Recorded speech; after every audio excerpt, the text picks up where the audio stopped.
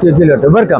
जब उन्होंने ये रामानंद जी महाराज है, ये गुरु है, मतलब ये रामपाल जी महाराज है. अब ये देखो स्क्रिप्ट है, देखा वो आपको पढ़ता, थोड़े पीछे पीछे हो जाए.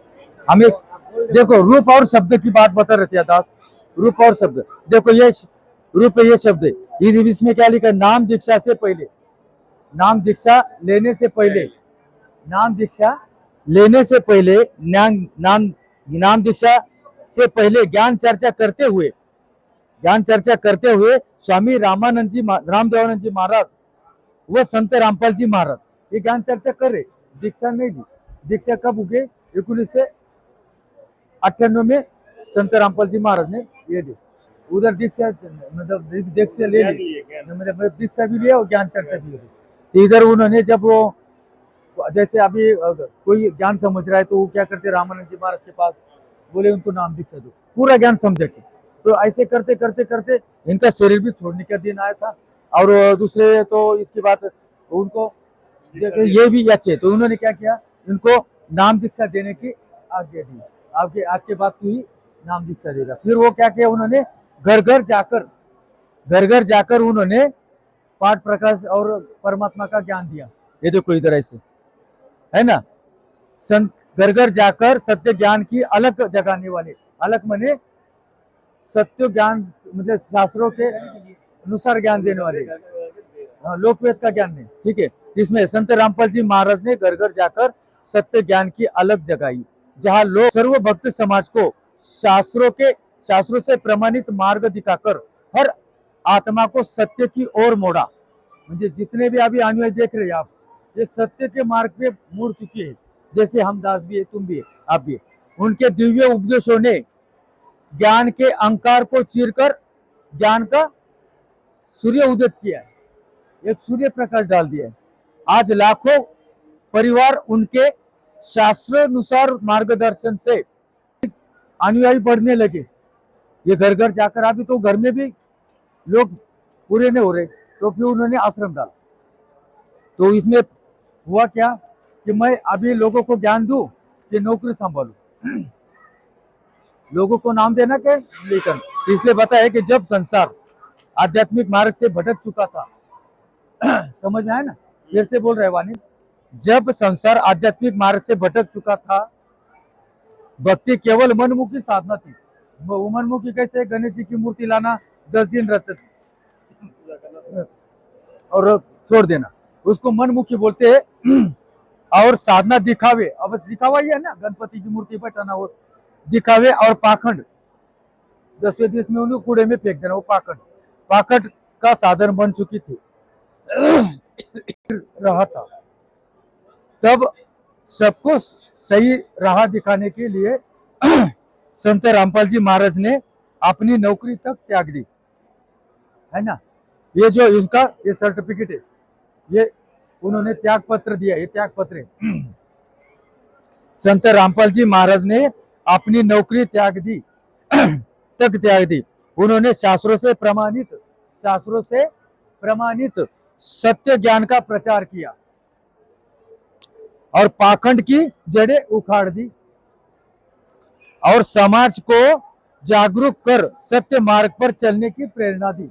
अब यहाँ जो इधर ये जो ज्ञान यहाँ तक कैसे पहुंचा हमारी तरफ ये ज्ञान कैसे पहुंचा? ये कबीर साहब है, ये पहला पंथ के प्रवर्तक कबीर पंथ.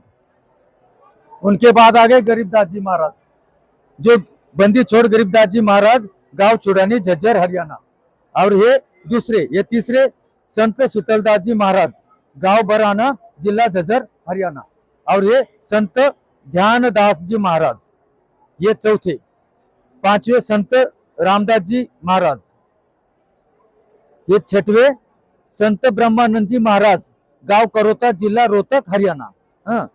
सातवां संत जुगतानंद जी महाराज. ये आठवें संत गंगेश्वर जी महाराज, गांव बाजितपुर, दिल्ली. अब ये 9वें संत चिदानंद जी महाराज, गांव गोपालपुर धाम, सोनीपत, हरियाणा. अब ये 10वें कौन से? संत राम देवानंद जी महाराज, तलवंडी भाई, फिरोजपुर, पंजाब. ये हो गए 10वें. अभी ये ज्ञान कैसे आप आया तक, यहाँ तक ये गुरु प्रणाली है, ये 11वें संत रामपाल जी महाराज। यहाँ से किनका ज्ञान? ये सत्य पुरुष, ये सतलोक में रहते हैं सत्य पुरुष। ये जी इनका ज्ञान किसने दिया? ये गुरु, गुरु ने, मतलब गरीबदास जी महाराज की वाणी है, शब्द स्वरूपी उतरे सदगुरु सत्य कबीर। ये सत्य, ये पुरुष, ये सत्य, सत्य पुरुष ये इनको मिले, सत्य स्वरूपी उतरे सदगुरु सत्य कबीर। तो यहाँ तक समझे आपके कंप्लीटली हो ना? आ जाओ इधर, आपने दो ही समझ आए।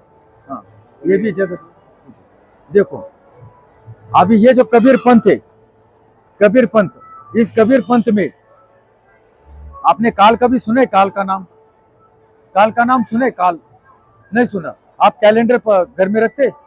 कैलेंडर मराठी में उसको क्या बोलते हैं? काल निर्णय। मराठी में एक जो कैलेंडर वापरते हैं ना, इधर कैलेंडर बोलते हैं, तो मराठी में काल निर्णय बोलते हैं हमारे इधर। ये जो इधर काल शब्द आ गए, अभी गीता में उनको क्या ऐसा बताया गया? जो अर्जुन पूछ रहा था कि मधुसूदन आप कौन हो? 1000 मुख वाले, 1000 हाथ वाले, सबको खाने वाले आप कौन हो? तो ये काल क्या बोलता है? वो बोलता है मैं सबको खाने वाला और सबका नाश करने वाला महाकाल हूं। अभी माँ छोड़ दो, ये काल देखो।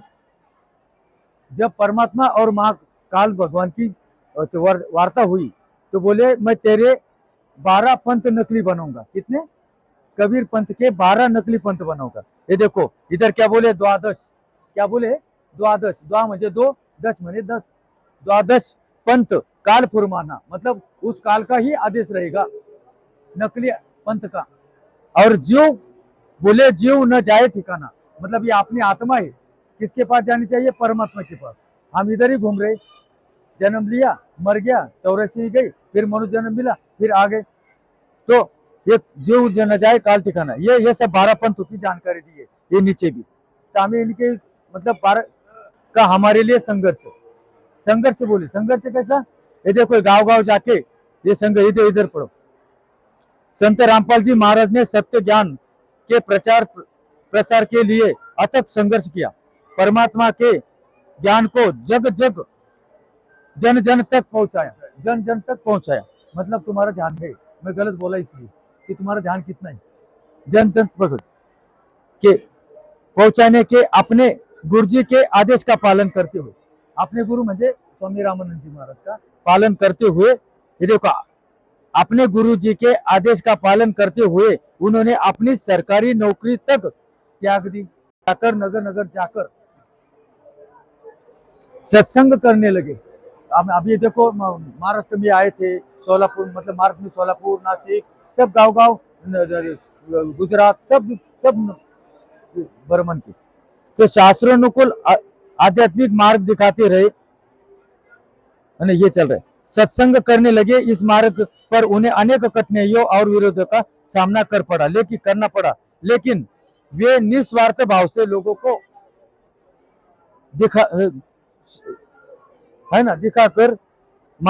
दिखाए मार्ग पर चलकर शांति और सुख का अनुभव कर शास्त्र अनुसार भक्ती कर रहे थे। आता तुमची इथून